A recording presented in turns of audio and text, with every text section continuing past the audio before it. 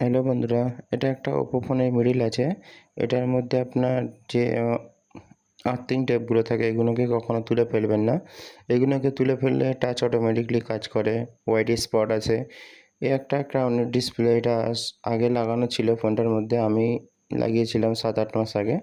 এটা একটা ক্রাউনের ডিসপ্লে ছিল। আমি সাধারণত নিচের দিকে এভাবে টেপ লাগিয়ে দিই যাতে এর মধ্যে আঠা না যায়। ডিসপ্লেটা প্রপারভাবে কাজ করে, টাচের কোনো সমস্যা না হয়, কোনো লাইনিং না আসে, এই কারণে এই টেপটা লাগানো হয়। এই ডিসপ্লেটা ভালোই চলছিল, কিন্তু কাস্টমারের হাত দিয়ে পড়ে ডিসপ্লেটা ড্যামেজ হয়ে যায়। সে কারণে ডিসপ্লেটাকে চেঞ্জ করা হয়। পরবর্তীকালে নতুন একটা ক্রাউনের ডিসপ্লে লাগানো হচ্ছে।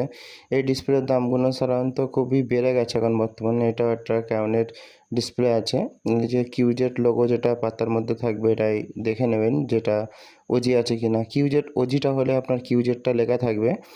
আর এটা খুবই মোটামুটি চলার মতো একটা ভালোই ডিসপ্লে আছে, তবে ডিসপ্লেটার রেটটা অনেক হাই হয়ে গেছে। আমি কখনো এই আর্থিং টেপগুলোকে তুলি না, তাতে টাচ প্রপারভাবে কাজ করে না, অনেক সমস্যা করে। এগুলোকে রাখা দরকার।